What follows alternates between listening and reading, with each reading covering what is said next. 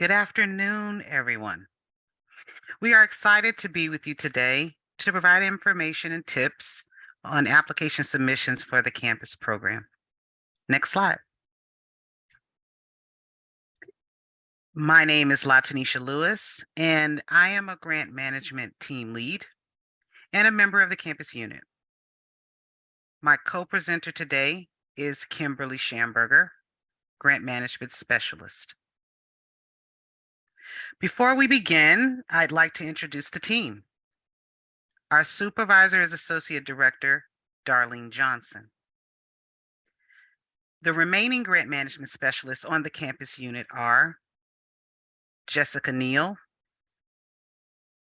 Maria Cristina Pacheco Alcala, and Veronica Marut.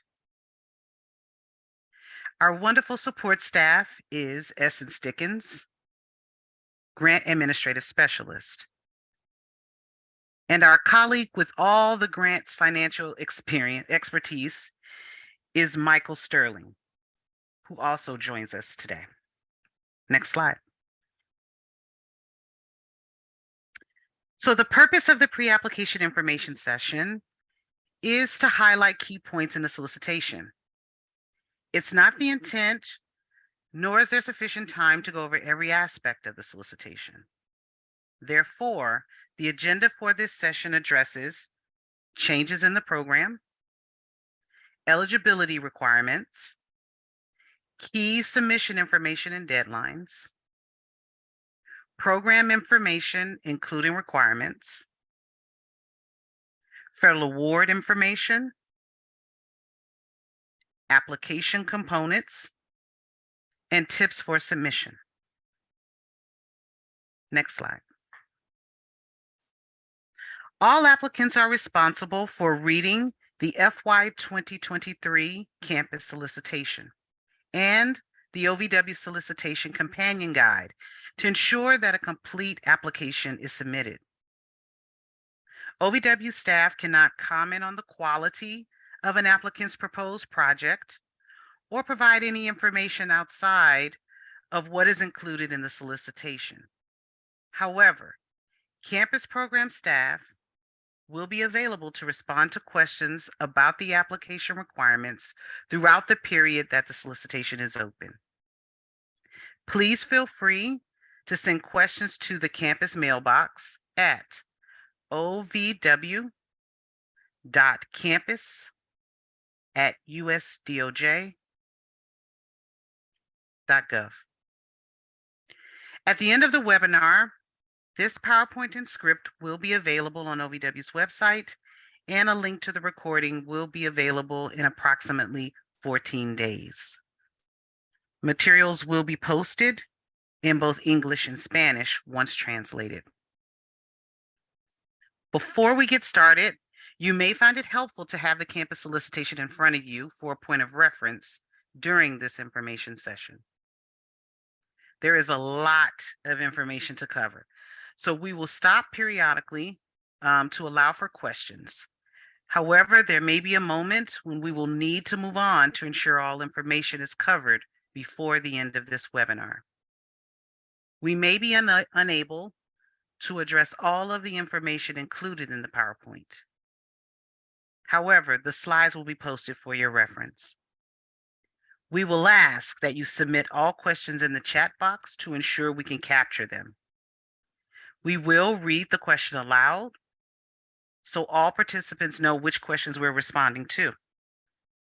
Lastly, please don't jump ahead and ask questions that have not been covered, as we're sure that as we continue with the webinar, your question will be answered, or you will have an opportunity to ask that question at the end of the webinar. Next slide. If you are familiar with the campus program, either as a prior recipient of funding or as a prior year applicant, there are numerous changes that we want to highlight in the FY2023 solicitation. Many of the changes are the result of the Violence Against Women Act reauthorization of 2022.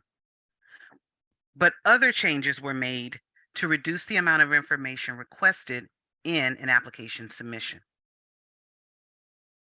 The first change to mention is that we have removed the consortium project type. In this solicitation, you can apply as a single institution only. If you were previously awarded as a consortium, we are no longer supporting that project type this year. In addition, there are 3 new statutory purpose areas in the solicitation, which expands the activities that can be funded. The first one is focused on training campus health centers and appropriate faculty on how to respond and recognize gender-based violence. The second is focused on training of campus personnel on how to use victim-centered, trauma-informed interviewing techniques. And the third is to develop and implement restorative justice practices. These new purpose areas are exciting new efforts to undertake, and we look forward to seeing what campuses propose in their applications to address them. Another set of changes are to the statutory minimum requirements for prevention and student conduct. Prior to FY2023, one of the statutory requirements was to provide mandatory training for all incoming students. This year and beyond, the requirement has been changed to provide mandatory training to all students. And in the solicitation, we have outlined 3 ways you must demonstrate that you've trained all students. For the requirement to provide ongoing training to all disciplinary board members, these trainings have been updated to expand who should be trained. The remaining set of changes reflect programmatic updates. For example, the award amounts were increased from $300,000 to $400,000 for 36 months. While the indirect cost rate limits remain, it was increased from 10% to 20%. The mandatory OVW allocation was increased from $40,000 to $60,000 for 36 months to account for the increase in travel expenses and to include travel to the new grantee orientation. And lastly, we reduced and changed criteria required in application submissions in the following sections: what will be done, who will implement, and memorandum of understanding. If you are building your current submission based on an old application that you've developed, pay attention to these sections as requested information has changed. It's important to review this solicitation so you don't lose unnecessary points in the application review because you didn't realize that new or different information is being requested. Next slide. Now let's begin with the most important thing. Who is eligible to apply for funding? Eligibility is mentioned on the cover of the solicitation, as well as on page 16. Eligible applicants are limited to institutions of higher education. OVW is required to ensure equitable distribution of grants to historically Black colleges and universities and tribal colleges and universities. In addition, the Violence Against Women Act, reauthorization of 2022, included a 10% set aside for HBCUs and a 50% set aside for Hispanic serving institutions, tribal colleges, and HBCUs. While most of the funding directed to these institutions will be utilized in a special initiative called Strengthening Culturally Specific Campuses, Approaches to Address Domestic Violence, Dating Violence, Sexual Assault and Stalking Initiative, or CSC Initiative for short. The campus program will also ensure that we meet these priorities in this solicitation. So we would love to see more of these institutions apply for funding to either solicitation. Next slide. All applicants under the campus program must submit 2 certification letters.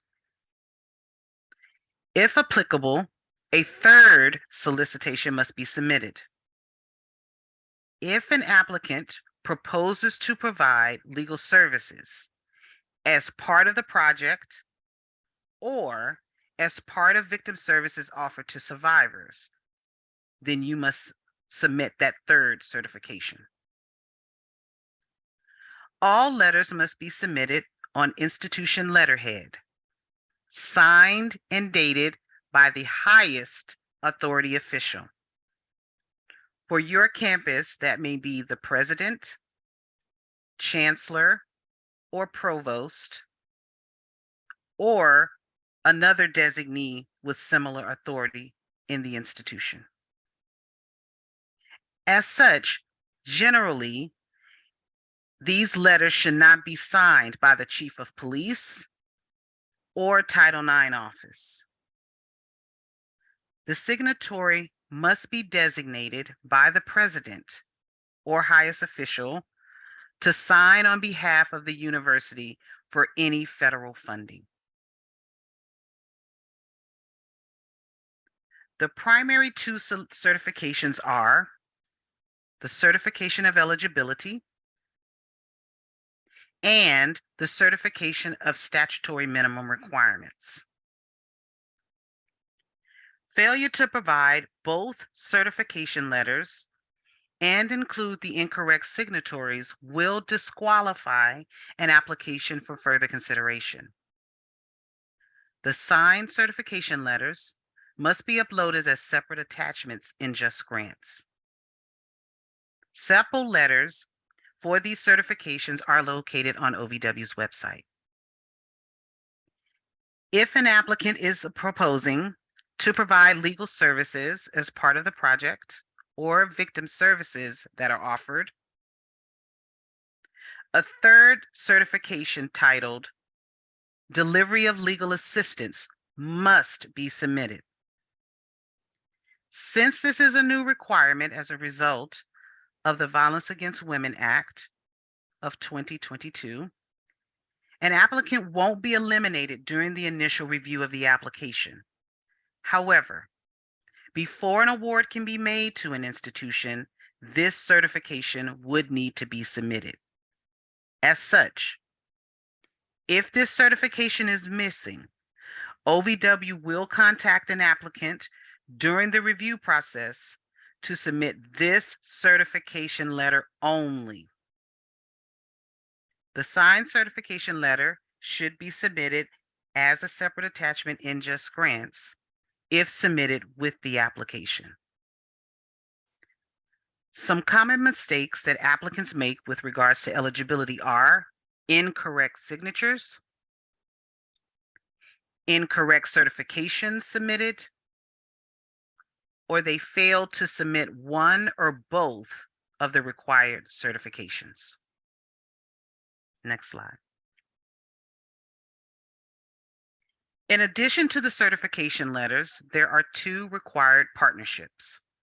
Without them, your application will be deemed ineligible and will not move forward in the review process. These partnerships must be reflected in the External Memorandum of Understanding, or EMOU. There must be at least one criminal justice agency, such as a local or tribal law enforcement agency, prosecutor's office, or court.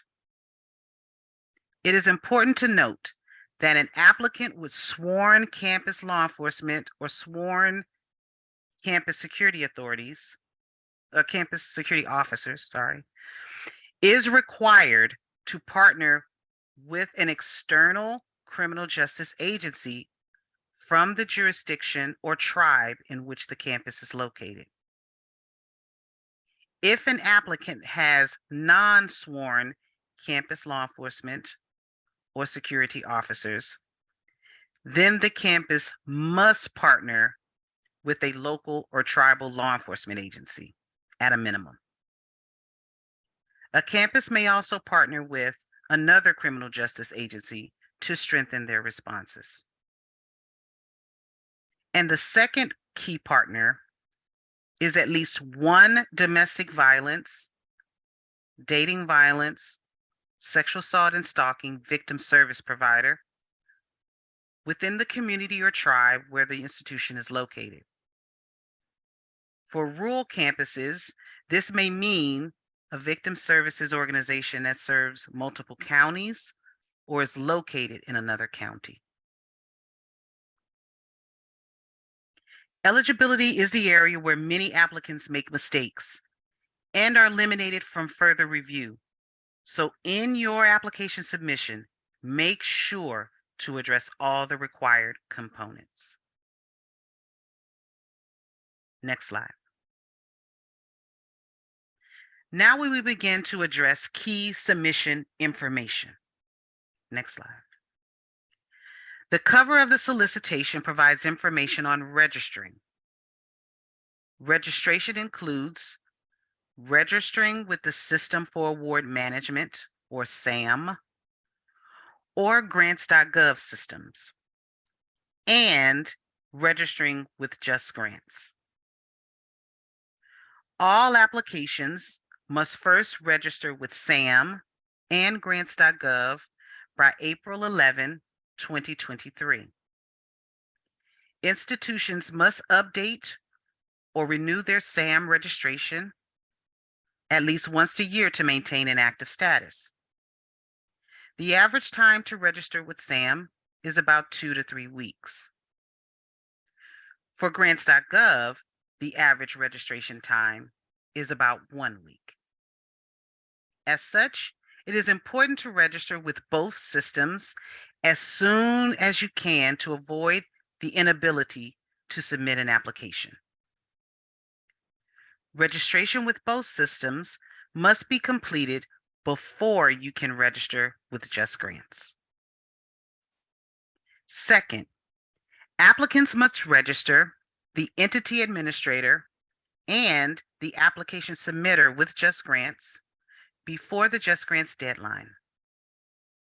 Registration in Just Grants takes about 3 days.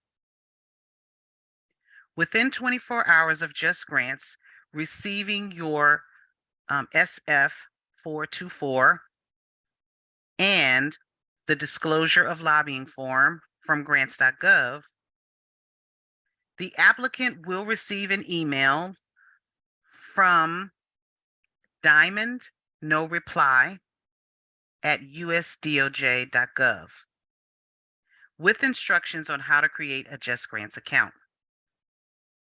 You can find more information related to registration and deadlines on pages 39 of the solicitation. Next slide. As you begin the application process, you may notice a change that your institution now has a unique entity identifier instead of your DUNS number. On April 4th, 2022, the federal government stopped using the DUNS number and moved to the new unique entity ID, known as UEI. The unique entity ID is a 12-character alphanumeric value, and once issued, will not change. Entities that are currently registered in SAM.gov already have this ID, which can be viewed in SAM.gov. The transition to this ID will not impact an entity's registration expiration date or when renewal is necessary. Next slide. It is important to know that there is a two-step submission process. A complete campus program application has components of the solicitation that will be submitted in both grants.gov and Just Grants. First, the application for federal assistance form, or SF-424, and the disclosure of lobbying form, also known as SFLLL, must be submitted in grants.gov. The final deadline for submitting these two documents is May 4th, 2023, sorry. If you do not submit these documents in grants.gov by the deadline, you won't be able to submit the remaining components of the application at all. This deadline will not be extended, so make sure that you submit these initial documents as soon as you can. It is a critical step to completing your application submission. The remaining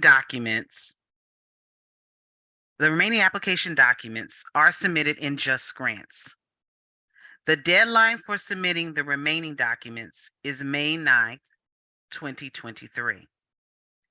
Remember, there are preliminary steps that must be taken before you can submit the remaining documents in Just Grants.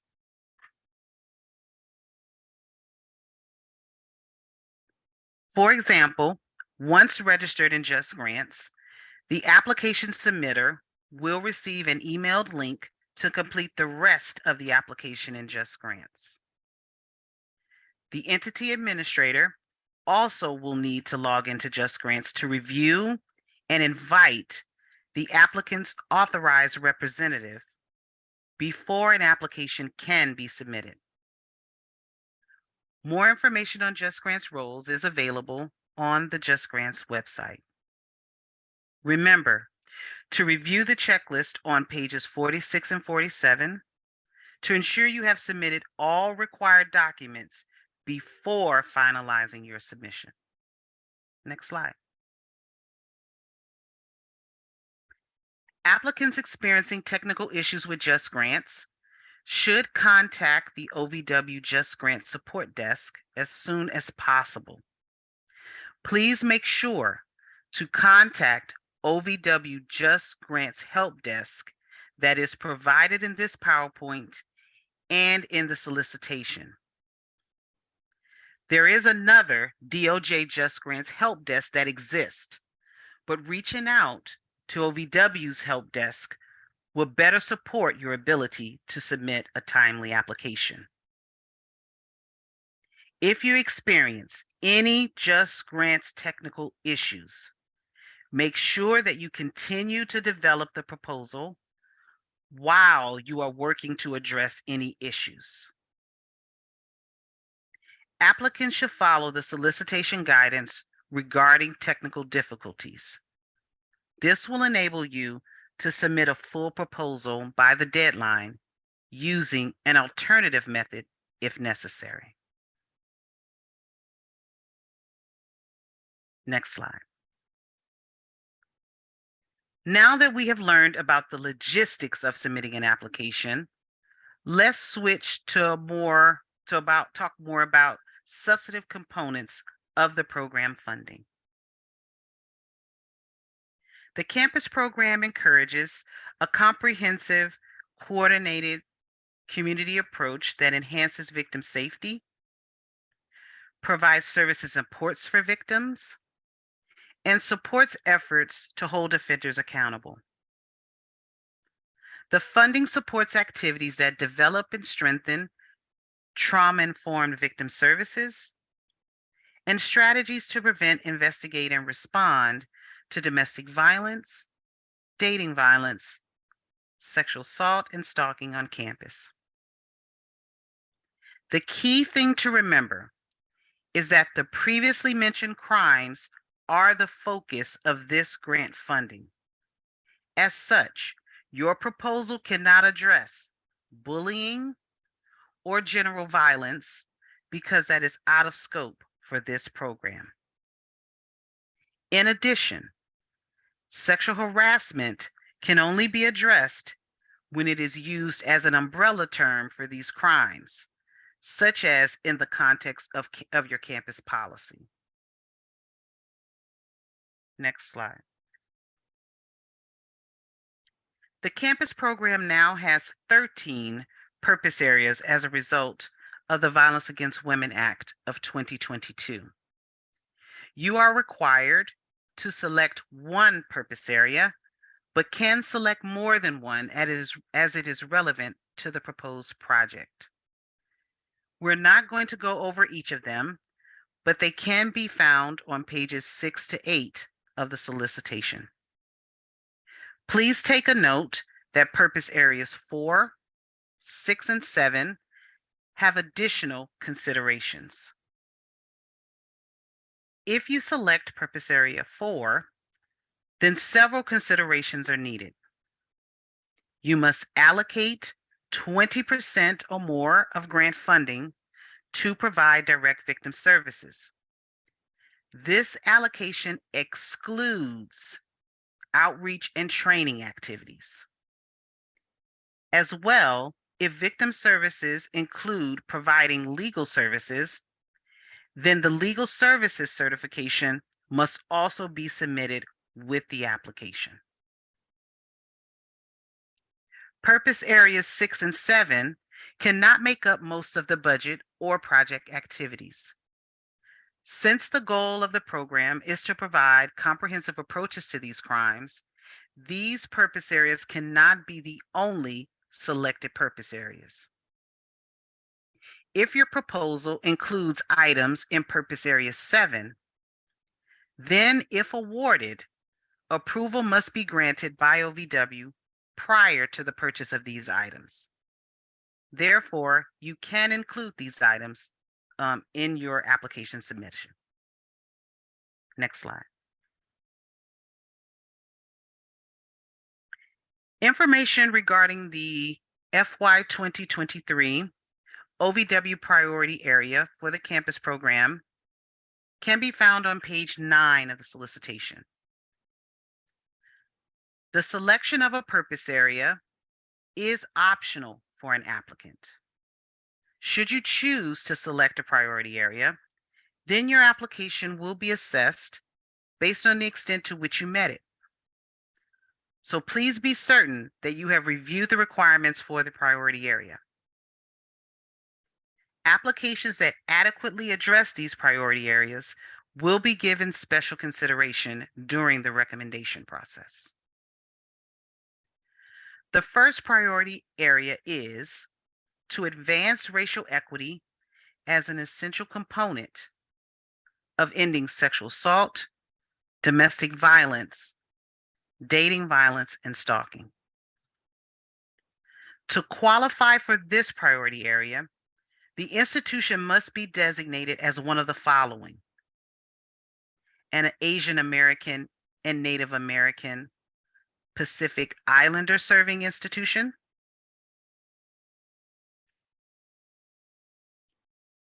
Native American serving non-tribal institution, predominantly Black institution, Alaska Native serving institution, Native Hawaiian serving institution, historically Black college or university, tribal college or university, or Hispanic serving institution. You must be designated by the Department of Education as one of these institutions. You cannot be considered an emerging institution. The second priority area is to improve outreach, services, civil and criminal justice responses, prevention, and support for survivors of sexual assault, domestic violence, dating violence, and stalking from underserved communities, particularly LGBTQ and immigrant communities.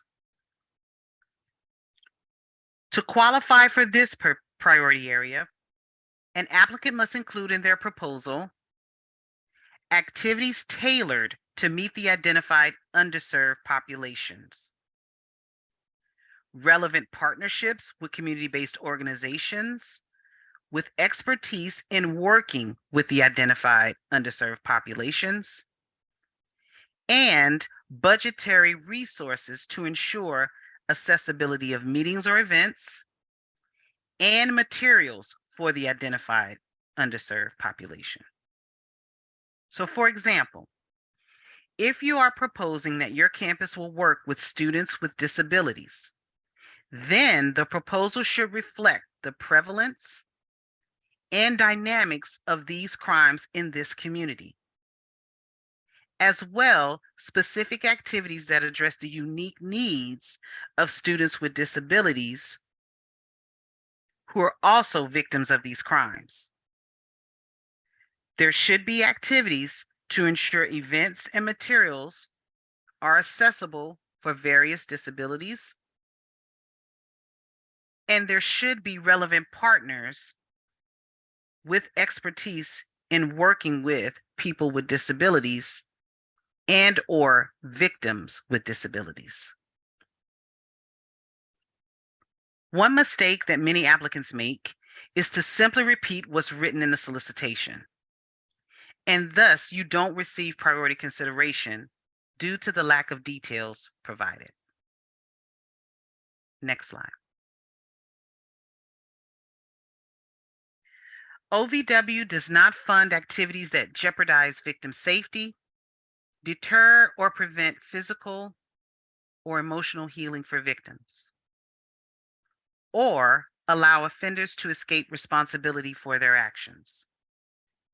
Please reference page 9 of the solicitation, as well as the solicitation companion guide for the list of these activities. We're not going to go through them one by one. Instead, to assist you with submitting a strong application and developing victim-centered projects, we're going to go over some of them that have caused applicants to receive point deductions during application review. One activity: project designs and budgets that fail to account for the accessibility needs of individuals with disabilities, with limited English proficiency, or who are deaf or hard of hearing. Peer reviewers usually deduct points from the project narrative and the budget for applications that do not include information and or designate funding for how applicants will make their services and or products accessible to individuals with disabilities, LEP, or deaf and or hard of hearing. Please give this serious consideration when completing your application. Another activity is failing to develop policies regarding confidentiality of information, informed consent, and mandatory reporting. This is another one that peer reviewers routinely deduct points for during the peer review process. Having these policies in place not only protects the safety of the victim, but also enhances the working relationship between service providers and increases delivery of services to victims. Do not assume that peer reviewers will know that these policies exist because you are an institution of higher education. They are looking for information that details how victims' information will be protected, how you will obtain consent in accordance with best practices in the field should you need to share their information with colleagues. The only way for reviewers to know this is if the applicant includes this information in the project narrative.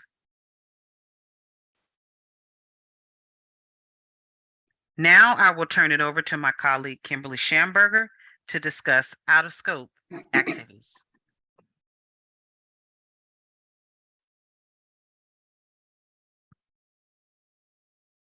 The campus program has specific out-of-scope activities that cannot be supported with grant funds. Here are a few of the most common ones that have caused past applicants to receive point deductions during the review process. Activities primarily focus on sexual harassment that do not involve domestic violence, dating violence, sexual assault, or stalking.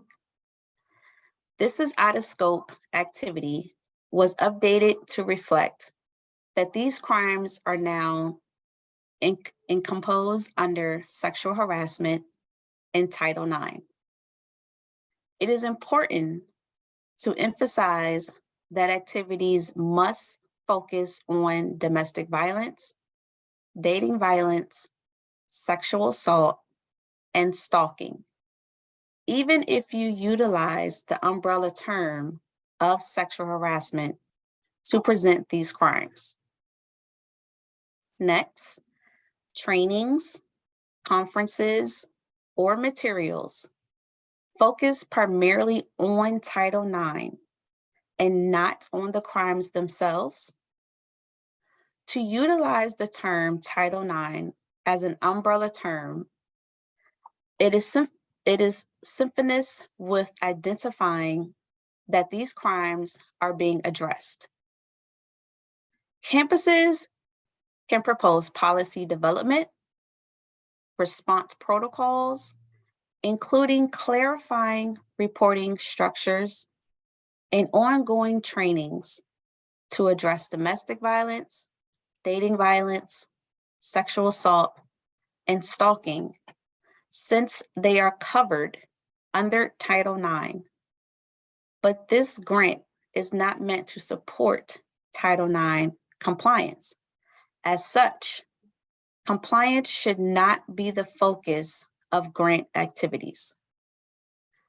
Applications must clearly state that the activities are focused on domestic violence, dating violence, sexual assault, and stalking.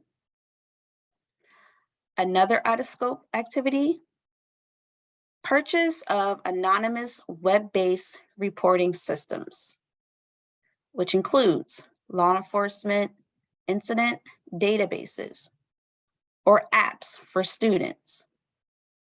Applicants can include reporting systems that are for law enforcement use or information systems for victim services. For victim services databases, the survivor's information cannot be disclosed without the survivor's consent. The survivors should be able to opt out of including personal identifying information. Please review the full list of out-of-scope activities on page 9 of the solicitation prior to writing your application to ensure you do not include any of the listed activities as part of your project. We strongly urge you to review carefully the information we just discussed. We have seen applicants miss the funding cutoff score by just 1 point because of one of these activities, which was included in the application. Next slide. While unallowable activities are listed on page 33, there are 2 common unallowable activities seen in the proposal. The first one, tuition reimbursement in lieu of salary of project staff. We often see this for graduate assistant positions. The second, fundraising. Applicants often include fundraising for the local victim services organization. While we like to see this type of collaboration between the campuses and the community partner, these activities cannot be supported as a part of grant-funded events or activities. Now we will stop to answer any questions you may have about the information covered this far. Please send your questions in English or Spanish via chat box. Hi, Kim. Hi, Lottie. This is Jessica. We have 12 questions thus far. The first question, please address whether additional points are awarded for projects that address an OVW priority area, LGBTQ. I don't think we're going to give additional points for this area. You just need, you'll get points if you address that specific priority. Since priority area is optional, there are no points given. It is a consideration we'll have during recommendation. It's one of the factors we'll consider, but it does not give you a better chance if that's your concern. All right, thank you for that. The second question, is this an annual competition, or can you say if, when this will be competed again? And I'm assuming that this applicant is speaking to the solicitation.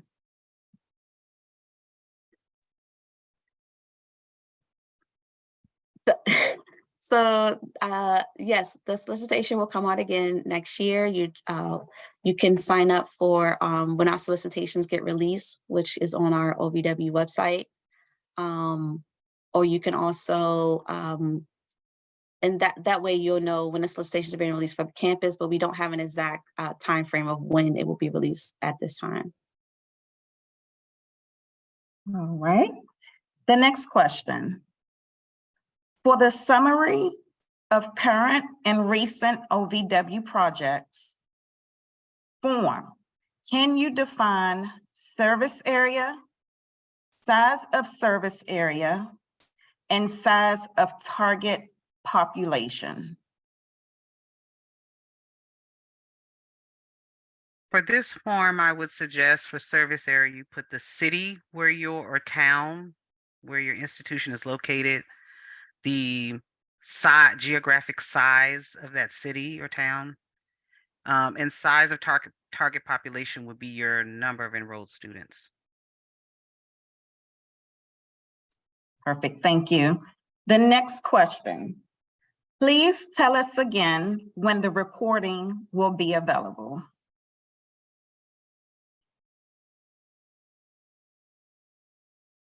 I believe it will be available sometime between 10 to 14 days.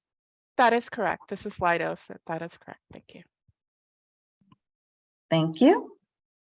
I saw a deadline for registering with the SAM as being April 11th, 2023. Is that correct?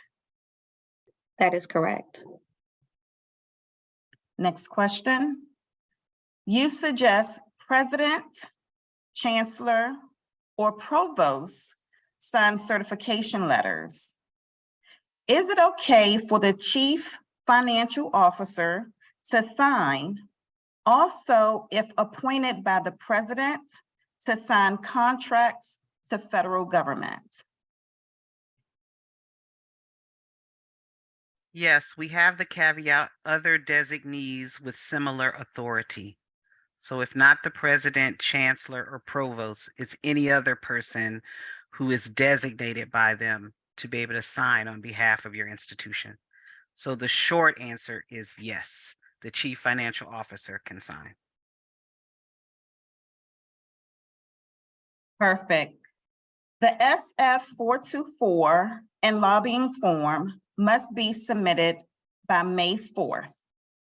How soon after will we get the link to submit the rest of the proposal? I don't believe you'll receive a link. I think once you've registered, you should be able to go in and submit your whole proposal. So it's not contingent on you submitting your documents in grants.gov. It's contingent on when you register. So when you register at SAM and grants.gov, and then subsequently go back and register in Just Grants, just as Kim said, you're able to submit your documents after that. The only difference is that you have to do one step before you can do the other in terms of document submission. So you have to submit the SF-424 and disclosure of lobbying form before you can submit the others.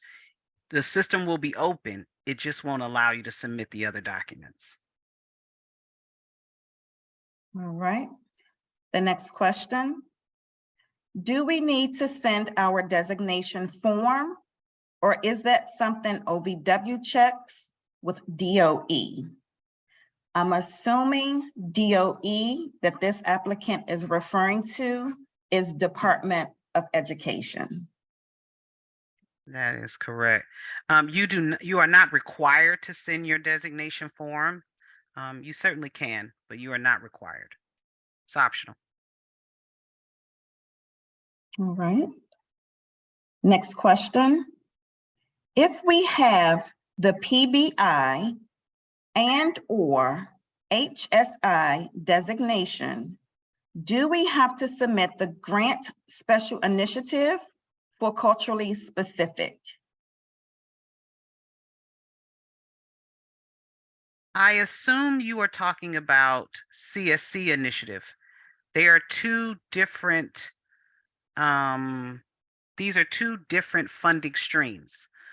So you would need to make a choice because you will not receive funding from both. You certainly can apply to both of them, but you won't receive funding from both. So if you are a predominantly Black institution, you are eligible to apply for campus program. And even if you're a Hispanic serving institution, you can apply for campus program. But you can only apply to CSC initiative if you have an HSI designation. So if you were only predominant Black institution, you could not apply to CSC. So you have an option. You're lucky. You can apply to both, but you will only get funding under one. Thank you. Next question. If designated as an Hispanic serving institution, do we also have to address the priority area of advancing racial equity in order to get priority consideration as a Hispanic serving institute? By nature of being an HSI, you technically already meet that priority area. There is no additional work you have to do. All right. Next question. Does committing to a priority area influence chance of being awarded? No. All right, next. Were you going to continue, Kim, or can I go on to the next question? You can go on. All right. We do have other questions. I don't know if you want to take one more, but we do have other questions that have come in after the one that I'm about to read. I think we'll take one more and then we'll move on. Perfect. Okay. Last question for this particular segment. What if your college provides accessibility services and you do not budget funds to provide accessibility?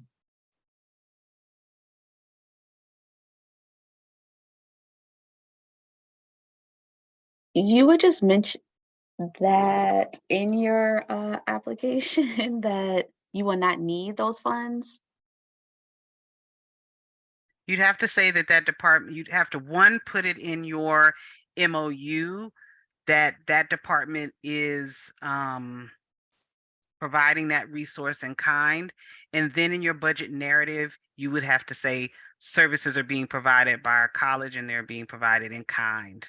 So you would have to tell us, otherwise the reviewers are going to look at that budget and say, but they haven't designated any money for accessibility. So just in the narrative of the budget, simply state, we're going to utilize the services of Department of Disability Services, who will provide in-kind services.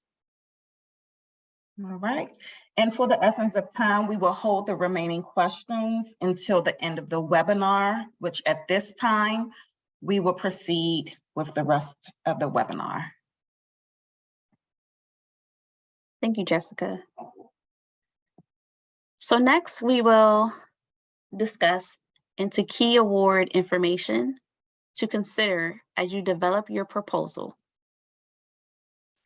The grant award period is for 36 months, tentatively beginning on October 1st, 2023, ending on September 30th, 2026. Applicants should submit applications with project activities and budgets that reflect this period. In FY 2023, awards will be made up to $400,000 for the entire 36 months.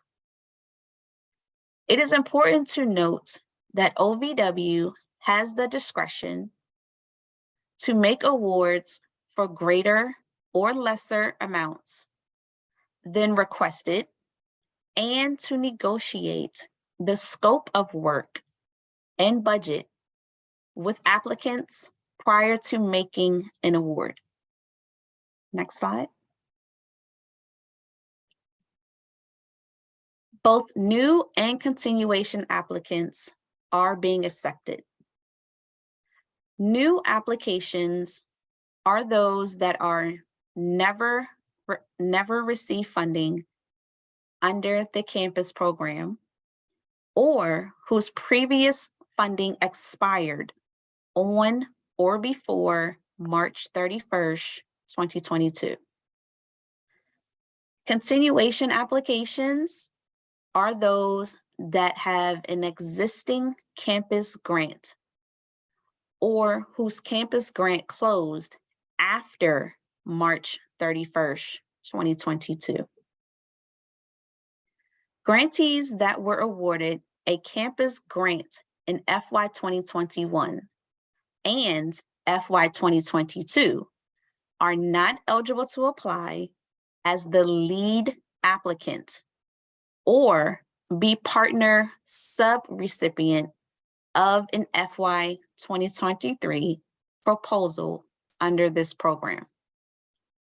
In addition, satellite or branch campuses of an institution are not considered separate institutions. Therefore, an institution with multiple satellite or branch locations must apply as a single applicant. The campus program has eliminated the restriction on the number of times a campus can receive funding. As such, applicants that have received 3 or more prior cycles of funding will be supported in FY 2023. Next slide.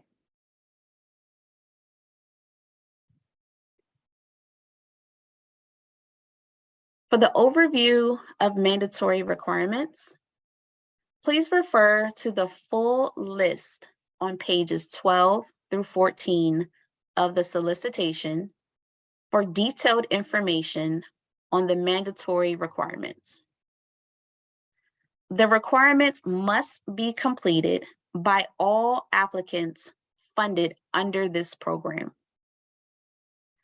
The requirements also include OVW-sponsored technical assistance, including trainings and webinars, and a new grantee orientation and staffing requirements. Next slide. There are 4 statutory requirements that all applicants must certify that they will implement when applying for funding. If you have applied previously or have current funding, it is important to note that these requirements have changed as a result of the VAWA 22. Applicants must create a coordinated community response, CCR, to these crimes. You also must establish a mandatory prevention and education program for all students that includes 3 components: training for incoming students, bystander training, and ongoing prevention efforts. You also must provide ongoing training to all campus law enforcement and provide ongoing training to all participants in the solution process, including the campus disciplinary board, Title IX coordinator's office, and the student conduct office. This means that investigators and individuals responsible for appeals and sanctioning must attend these trainings. If funded, at the end of your award, you must demonstrate that your campus met these requirements with or without grant funding. Next slide. Applicants that receive funding under the campus program are required to engage in and provide other required activities throughout the award period. Applicants must also offer confidential victim services and advocacy. This requirement is to provide access to 24-hour confidential victim services and advocacy to survivors of these crimes, regardless of whether the services are located on campus, co-located, or as a referral relationship with a community partner. Applicants must work closely with OVW technical assistance providers throughout the entire project period. And last, applicants must adhere to the following project requirements. Next slide. New grantees will engage in a 1-year planning period. This means that implementation activities cannot be conducted. This is important to consider in your budget development.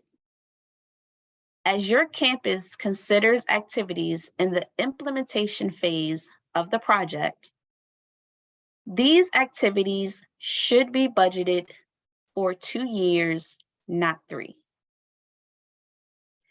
New grantees will attend a minimum of 5 trainings and 1 new grantee orientation. These events should be included in your budget as OVW mandated travel. We will discuss this in depth when we get to the budget section. New grantees must support a project director, at least 75 FTE of the award. During this dedicated time, the project director should be working on grant implementation activities only. It is the campus discretion if it wants to support this position at a higher FTE with or without grant funding. In addition, this position cannot be split between two people. For continuation grantees, you must implement new activities beyond the statutory and program requirements. This will be addressed after the award. Continuation grantees must support a project director at least 0.50 of the FTE. Unless a justification can be provided, the less time won't impede of the project implementation. For both new and continuation grantees, a supervision requirement exists. The project director should not be supervised or housed in the Title IX office or with any position serving a Title IX role. There is no exception to this requirement at this time. In addition, the project director must not be a Title IX coordinator, a victim advocate, or serve in a confidential advisor role. Next slide. On the next slide, application and submission information. Please refer to the solicitation beginning on page 19 for specific information related to the content and format of application submissions. All applications must include the following 5 components: a project narrative, a budget detail worksheet and narrative, memorandum of understanding to include both external and internal MOUs, a certification of eligibility, and a certification of statutory minimum requirements. If applicable, a certification of legal assistance must also be submitted.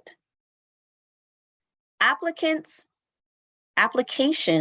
that do not include these components will be considered substantially incomplete and will not be considered for funding. Next slide.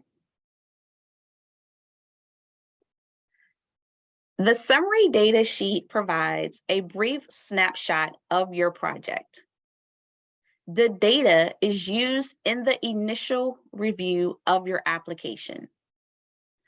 While this document is not scored and doesn't count towards the 20 page limit, it is important to capture key information about your institution and the proposed project in the summary data sheet.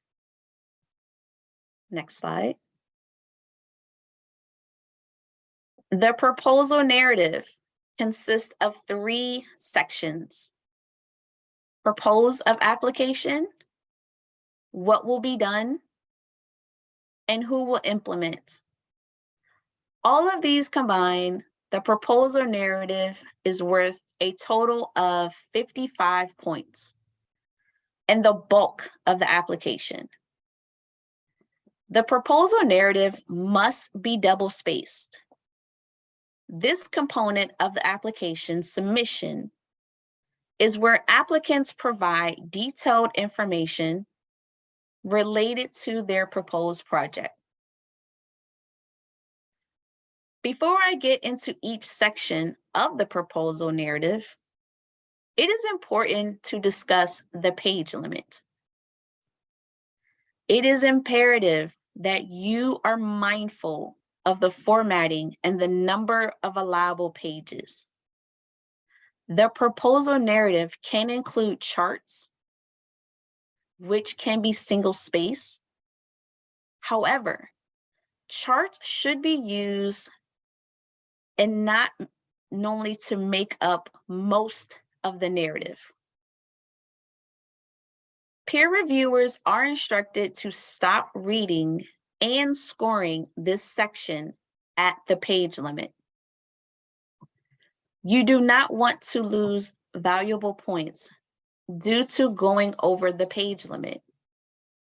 With that said, the proposal narrative should be limited to 20 pages. Next slide. This section describes the need of the project and helps reviewers understand your specific campus community needs. Common mistakes include providing too much information that is not relevant to the proposed project, or not enough information to be responsive to what is being asked. Follow the guidance on page 28 of the solicitation to ensure you are providing the required information. Also, keep in mind that this section counts towards the page limit. You want to be sure you are being responsive to the questions in this section, while at the same time ensuring you have enough pages remaining to provide detailed information on the proposed project. Strong applications find the balance between justifying the need and providing detailed information on how the need will be addressed. Continuation applicants should address what effects they have done previously to meet the statutory and program requirements, but also what gaps remain and or how you will want to build on previous efforts such that you are seeking funding again. Next slide. What will be done? This is the section where you will describe what you are going to do with grant funds.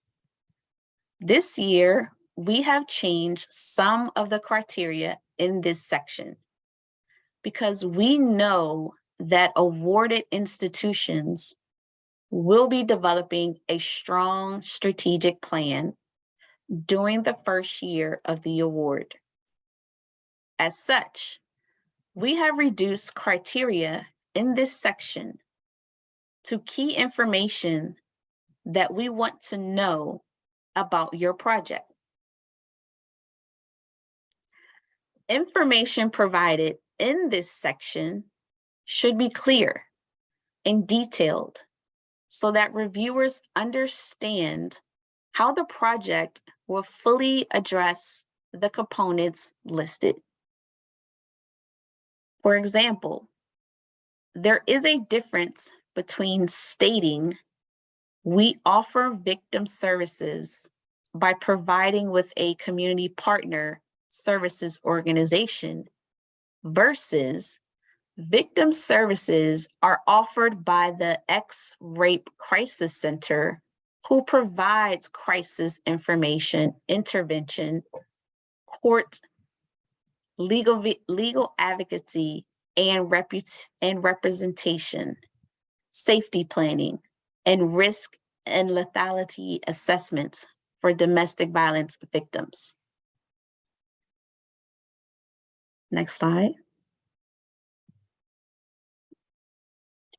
Some common mistakes to avoid in this section are not fully answering the criteria in the proposal. Sometimes applicants will answer only part of the criteria, which results in partial credit when assessing your proposal in the application review. Another mistake is not including concrete activities and strategies that will be developed and or implemented to meet the OVW priority area that the applicant has identified on the summary data section. Next slide.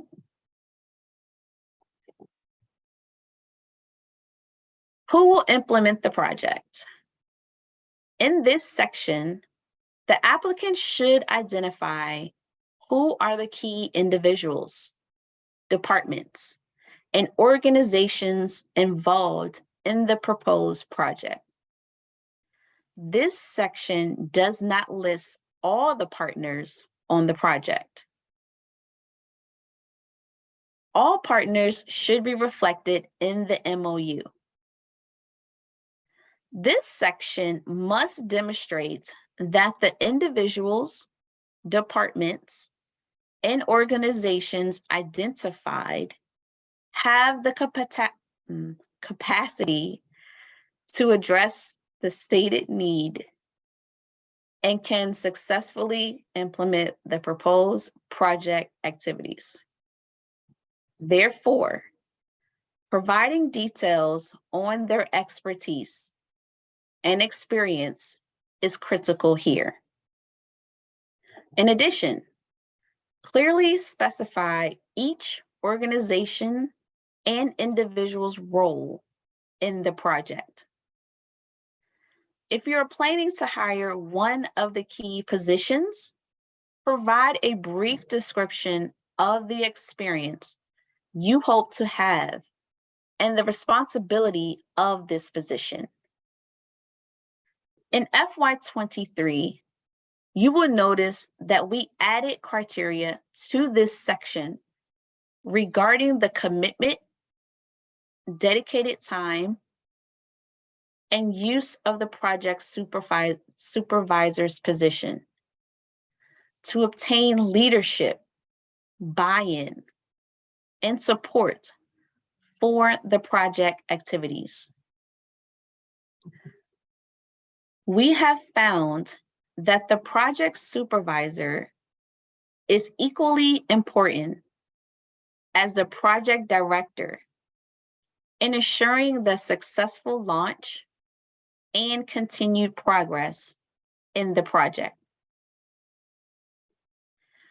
If you are addressing the priority area related to underserved populations, you must identify the campus or community partner with expertise working with the identified underserved population and the services they provide to meet the needs of this population.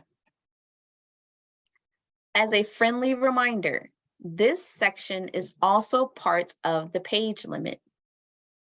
Make sure to keep this section focused on who is involved in the major project activities and who is most responsible for ensuring the goals and objectives of the proposed project are met. The biggest common mistake here is the lack of details regarding the demonstrated experience and expertise of key personnel.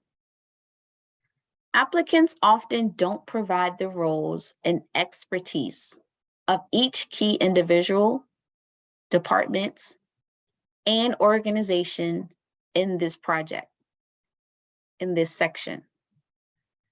Instead, the applicant will refer to the MOU.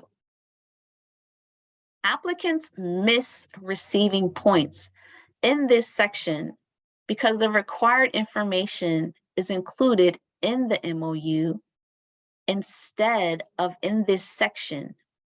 And as such, the points associated with this criteria in this section will not be applied if it is located elsewhere.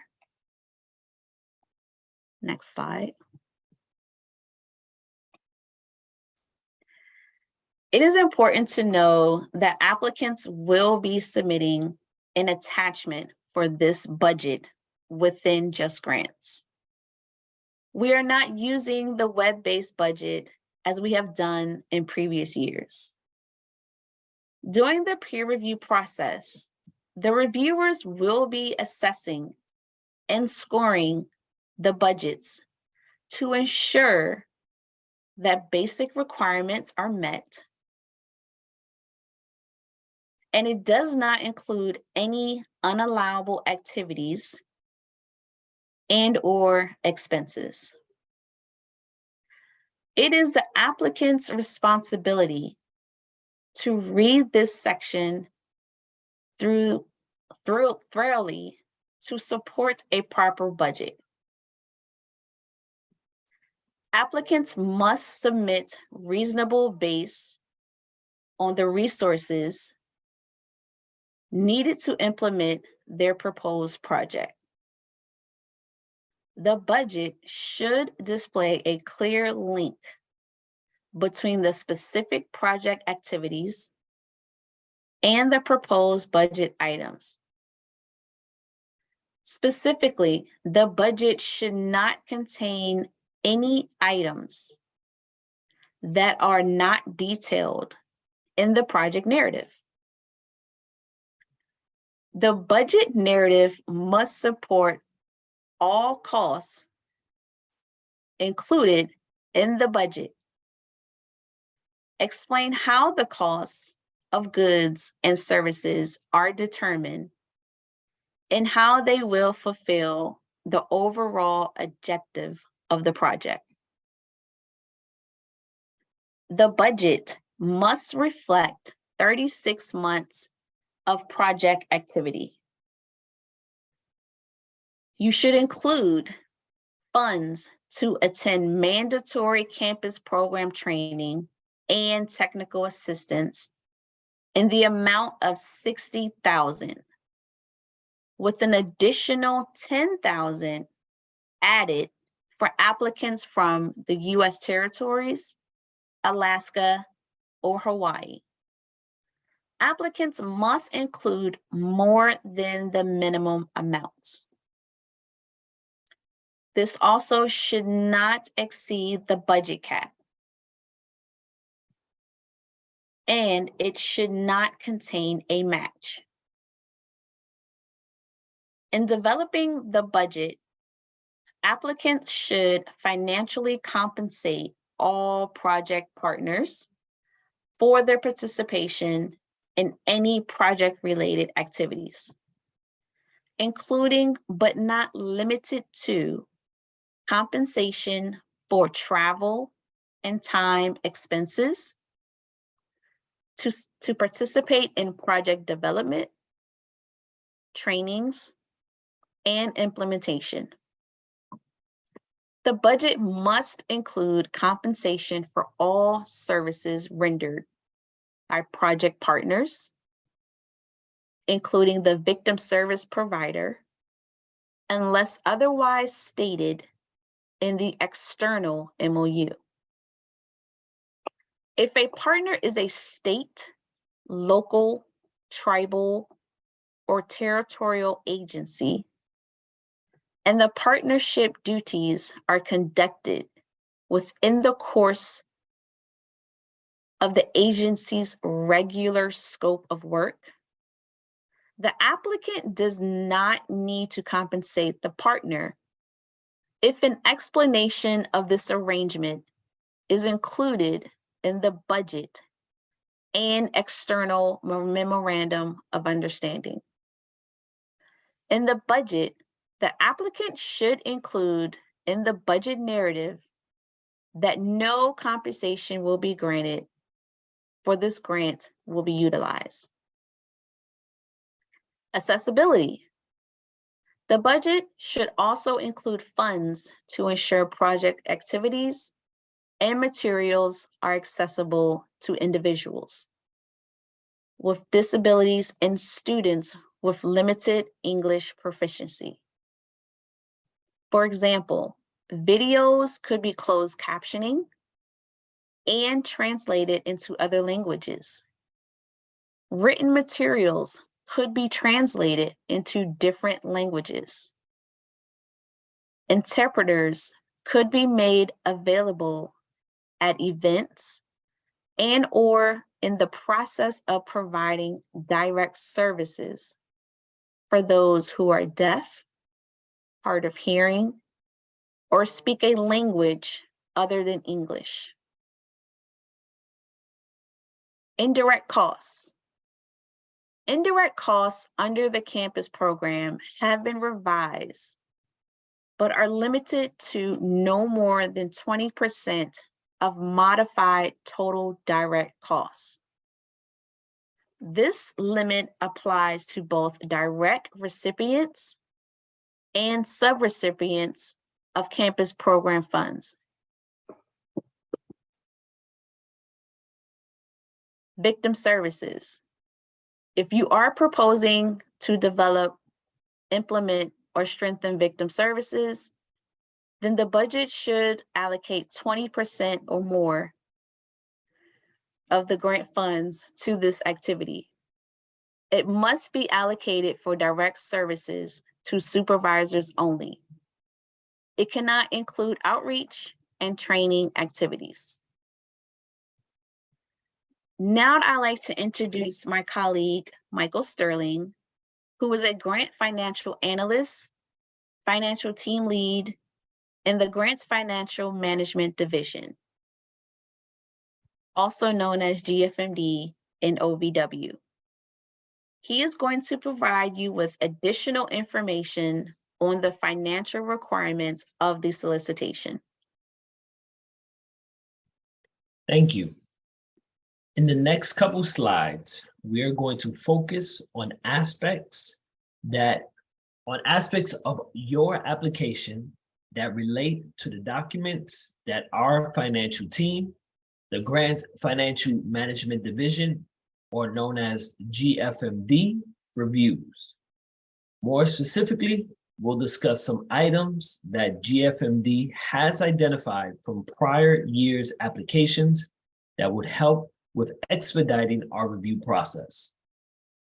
So for today, we're going to highlight certain aspects of the pre-award risk assessment and provide you with a link to a detailed webinar on how to develop the budget that will be included in your application. First, we'll highlight the items identified in the data requested with application, which is completed by all applicants in a survey in Just Grants. A list of questions included in the survey appears at the end of the solicitation under the heading Survey Questions. Applicants should click on Survey Name, Pre-Award Risk Assessment to access the complete survey in Just Grants. Specifically, two items we would like to discuss are the single audit response and the IRS 3-step safe harbor procedure. OVW requests that all applicants provide a statement as to whether they have expended $750,000 or more in federal funds during their last fiscal year. If they have, then they indicate that and specify the end date of their last fiscal year. However, GFMD is finding that applicants do not always include all this information. Please ensure that this question is answered in its entirety on the data requested for application survey. Another item that we would like to highlight from the solicitation is specifically for nonprofit organizations. If you use the IRS 3-step safe harbor procedure to determine your executive's compensation, you are required to provide a disclosure letter. On page 36 of the solicitation provides further details and a link to a sample letter. Note that there are 4 required parts to this disclosure letter. The sample letter provided outlines all 4 parts of the disclosure letter. So please make sure to follow the sample and provide a response to each of the 4 parts. The next item we would like to discuss is the pre-award risk assessment, which assists GFMD during their pre-award risk assessment review for all applications. Each applicant must prepare a response to all 11 questions, and each question has multiple parts. We've noticed from prior years that applicants do not always fully answer all parts of the questions, which in turn requires GFMD to reach out to the applicant, and which may delay funding decisions. Some of the most common issues that we've encountered have been, for example, question 2, where the applicant indicates that they do indeed have internal policies, but they do not provide a brief list of topics covered in the policies and procedures. On question 3, some applicants fail to provide a brief summary of the organization's process for tracking expenditures, and more specifically, whether or not it's tracked budgeted versus actual. These are a few examples, but in general, please make sure you read each piece of each question and provide a full and comprehensive response. Next slide, please. In this slide, we will quickly highlight some resources that are available as you are creating the budget to be submitted with your application.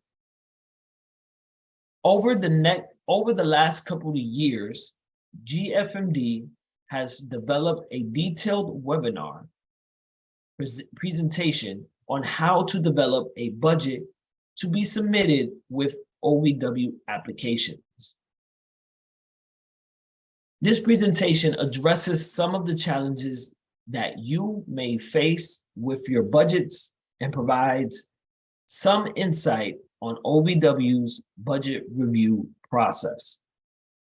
This webinar can be found on the link on the slide. Next is the uniform guidance, which can be found at 2 CFR 200. You can use your favorite search engine to locate the uniform guidance. Other resources include the DOJ Financial Guide and the solicitation itself. Next slide, please. We know that this is a lot of information to process. So if you have any questions about the GFMD information discussed, please feel free to contact the GFMD help desk at 888-514-8556 or by email at ovw.gfmd@usdoj.gov. Thank you. This is Latanisha. Thank you, Michael, for that helpful information. Now we'll briefly talk about the required memorandum of understanding, and then we'll move to questions. So applicants must submit 2 MOUs, an internal MOU and an external MOU. Each MOU must represent a commitment of each partner to the full length of the project, which is 36 months. The MOU must be developed at the time of the proposal. Thus, it cannot be an existing MOU. And letters of support or commitment cannot be submitted in lieu of the MOU. A few common mistakes to note: there is no page limit for the MOU, so there's no reason to shorten details. Another mistake is missing signatures or an outdated or existing MOU. The MOU must be current and must be responsive to the solicitation requirements. Another mistake seen is including a clause that partners may withdraw from the project at any time. In application review, this raises concerns about the commitment of the partners to the project. And now we'll end and turn it over for questions from the chat. Hi, Latinisha. This is Maria Cristina. The first question we have is about tuition reimbursement, not allowed at all or not allowed in lieu of salary. Do not include tuition reimbursement. The next question, if a student training software is purchased in year 3 of the grant and it is a 3-year contract, can the full 3 years of the contract be paid for with the grant or only 1 year? Excellent question. You can only pay for it for that last year. So make sure that you can only expend or incur costs during the award period. So the grant can only supplement it or pay for that online tool for the amount of time you have on the grant. So that's an important distinction. Thank you. Can you please restate how long registration in Just Grants normally takes? I think I said 3 days. I'd have to go back to the slide. I can't remember. Hold tight. Let me check. So while you're checking, I do believe it is 3 days, but I'll go ahead and let you confirm. This is Jessica. The next question, if this recording is not released for 14 days, we will be very close to submission date. Can the PowerPoint be distributed while we wait for the full recording? I would suggest that you review the prior recording. We did another recording on March 30th, and that PowerPoint is up. It's the same information. Can you provide the URL for starting with a new Just Grants account? I think that information is included in the solicitation. So I don't want to be wrong because I'm not looking at the solicitation right now. I would tell you to look at the solicitation. The next question, is resolution process a general term that includes student conduct, Title IX, investigations, and hearing board, or do we need to specifically list each? It is an umbrella term that we use for that process. but each campus is different in terms of how they're designed. So you will need to list the individuals who will be trained. Can we use the funds on stipends for graduate social work and public health internship students? Yes, you can. You just need to make sure you specify that in your summary or justification. Is there a paper version of the application, or are we creating our content in a word processing system for the checklist on page 50 of the solicitation? We have a sponsor program who submits applications on behalf of faculty and staff. It really depends on the documents being requested. Some documents are electronic, such as the 424 and the disclosure of lobbying. And there are other documents where you can upload to the system. What is an appropriate way to say if a department will cover costs above and beyond grant costs?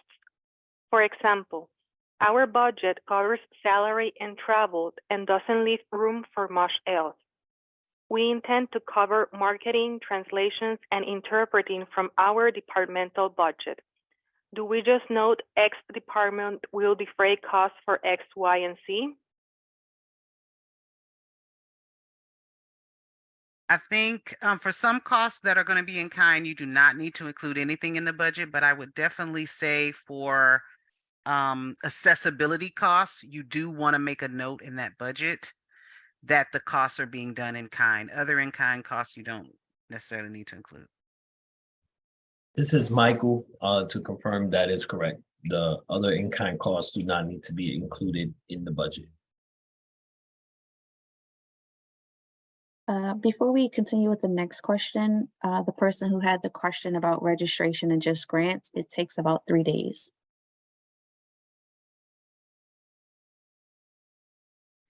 So for the next question, so just for clarification, as a previous and current subrecipient who is now applying as an individual applicant, are we considered a continuation applicant or new?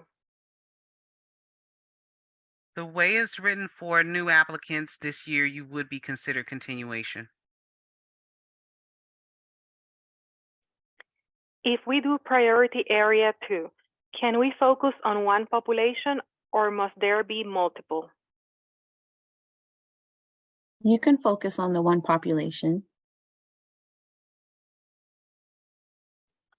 Our education director is also honorarily designated as a deputy Title IX coordinator. Could the project director report to this person? No, you will not be able to report to that person due to their role. And now I'll pass it on to Jessica, who will continue with the questions. Absolutely. Thank you so much, Maria Christina. The next couple of questions are, the first one, can the program director engage in direct services through a campus-based advocacy office as a victim advocate? The project director cannot be a victim advocate. They can refer to victim advocates. They can have a referral relationship to a victim advocate, but they cannot serve in a victim advocacy role or any position that's going to have similar activities, such as a confidential advisor. All right, thank you for that. Next question. On page 32 of the solicitation packet, questions 4 and 5 refer to the project supervisor. Is this the same as the project director or someone different? These are two different positions. So that, no, they are not the same. They're two different positions. So either you would be the project director on the grant, or you can have a project supervisor working along with you on the grant. Next question. If our victim service provider, campus advocate, provides court accompaniment, is that considered legal assistance? No, we're talking about legal representation or legal advocacy. Next question. To clarify, once a new grantee is notified that they received an award, they must engage in a one-year planning period before they can begin to use grant funds. No, you won't be able to start planning your first year. I'm sorry. You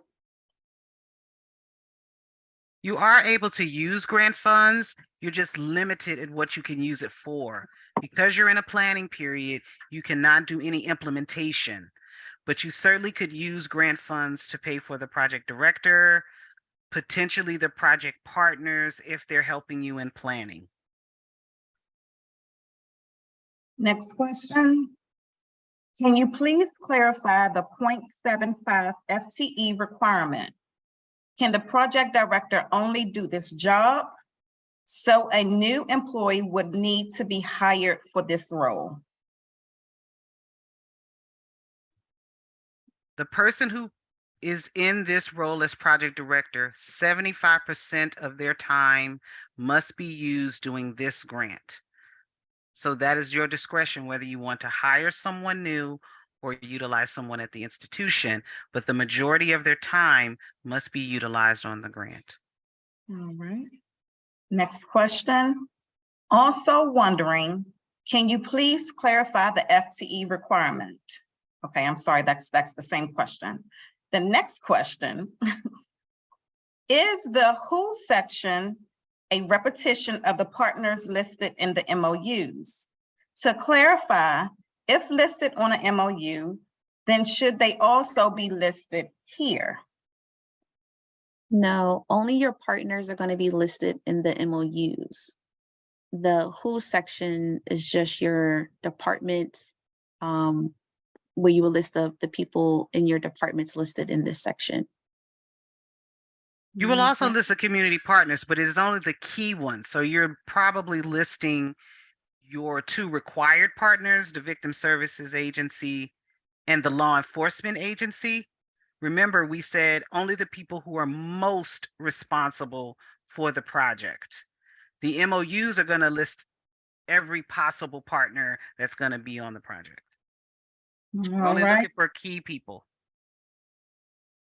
The next question, can the project supervisor be a Title IX coordinator? No, they cannot play a role in the Title IX office. Next question, can you detail how to properly calculate the MTDC for this grant or give reference on where to find? I'll defer to Michael on the modified total direct cost. Yes.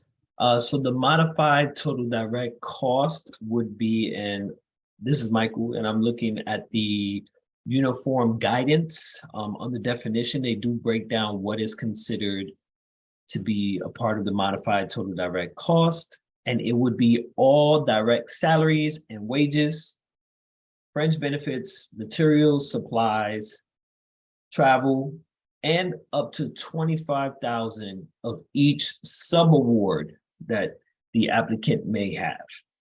The modified total direct cost excludes equipment, capital expenditures, charges for patient care, rental costs, tuition reimbursement, scholarships, and fellowships, participant support costs. And again, like I said, it's up to 25,000 of the subawards that you may have.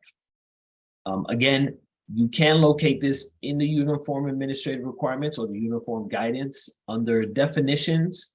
And definitions is part 200, hold on 1 second. Part 201, because the first section of the uniform guidance is look for modified total direct cost. And if you have an indirect cost rate agreement, your agreement will specify what would be your modified total direct cost. So some may have it as solely salary and fringe, some may have all of their direct expenses. So those will be the two locations where you would find that information. Thank you for that, Michael. Next question. Who is supposed to attend the mandatory trainings? Does the 60,000 also include community partners or just the institution applying for funds? So the individuals who will be attending, it will be up to 7 people required to attend those trainings.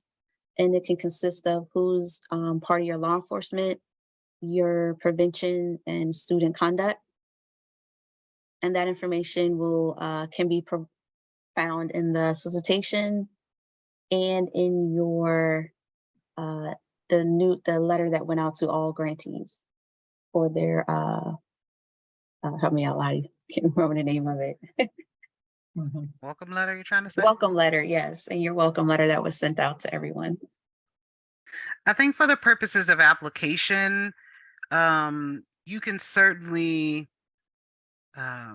put simply in travel, OVW mandated travel, account for 6 to 7 individuals. I will say it will depend on whether community partners will attend based on their role. So as Kimberly said, if they're doing prevention, then you might have the community partners attend. If you have a law enforcement partner who is responsible for training or response, you might also ask them to attend. So you could split some costs between the campus personnel and community partners. But for the point of submission for right now, you can put some breakdown of costs based on the number of people you know are going to attend. You know, it's 5 trainings and 1 new grantee orientation. You could split those costs for now. Later in the application process, we'll come back through as we're reviewing your application and maybe ask you to delineate that a little bit more. But for this purpose, if you don't know, don't worry. Okay. Next question. Can community partners be reimbursed for their time at CCRT meetings and other subcommittee meetings? Yes, they can, but you would need to put their what their rate is, their labor rate. So it can't be like a flat fee without some kind of justification for how you came to that fee. So sometimes what applicants will do is just say, we're going to pay both partners $50 an hour, whatever it is. And we'll ask, well, is the labor rate that the community partner, the Community Victim Services Agency charge is $50, and also the community law enforcement also charges $50? So you would need some kind of determination for how you came to that amount, but you certainly could compensate them. All right. The next question. Do we simply list 60,000 for travel, or do we assume travel from our location to Washington, D.C. at airfare, hotel, and per diem rates, etc.? And how many days are each of the trainings? You will be across the country, so you will not just be coming to DC. Although for the purposes of calculation, you could use DC as your basis for the cost for now. You will need to include things like flight and hotel and per diem and shuttle, you know, all your costs for traveling. As noted, you're going to 5 trainings, 6 or 7 people for the first 3 trainings, and I think 4 people for the last 2. And you're going to a new grantee orientation as well. That takes between 1 to 3 people.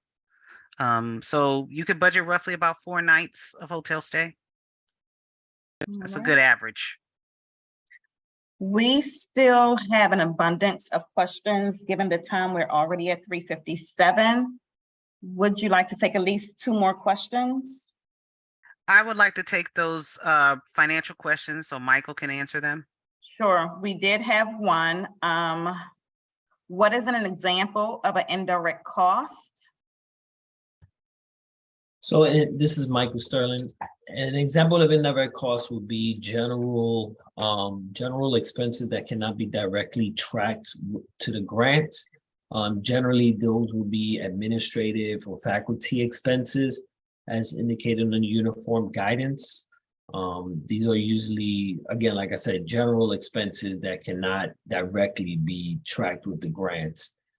Again, if you want further clarification on that, of course, the uniform administrative requirement, the uniform guidance provides detailed information on it, as well as you can always contact our help desk and we can go more in detail with those questions.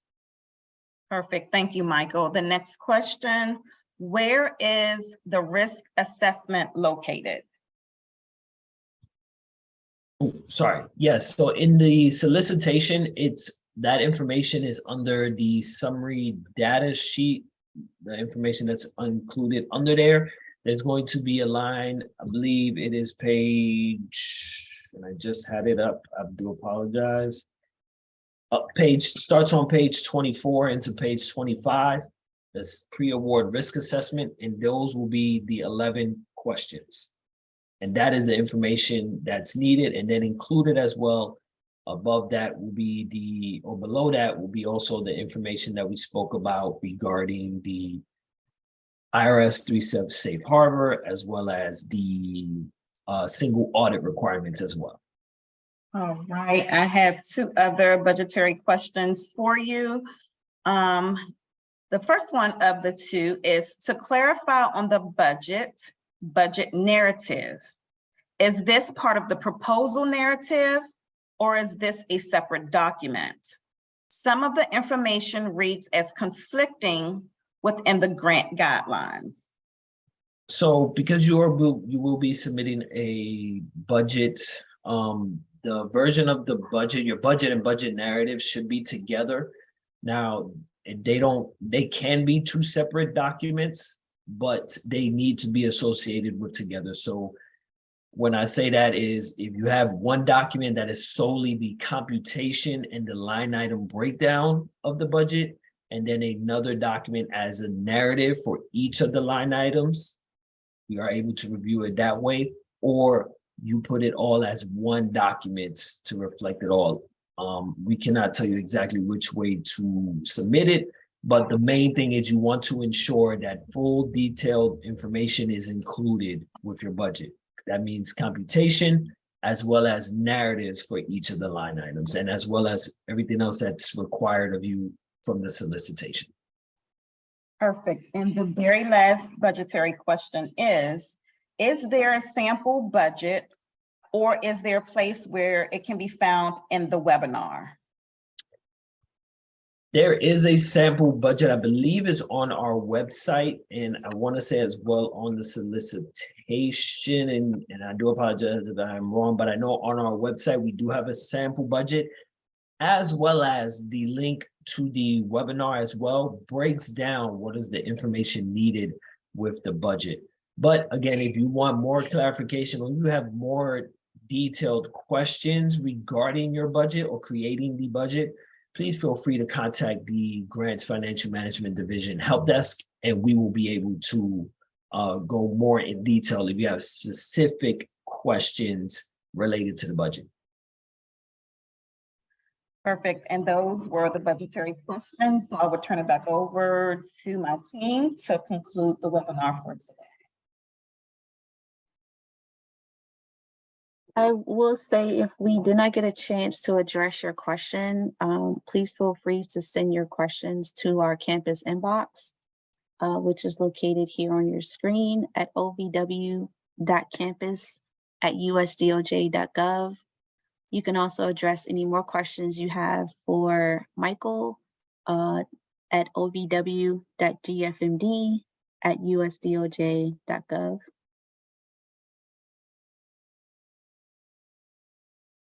Thank you, everyone.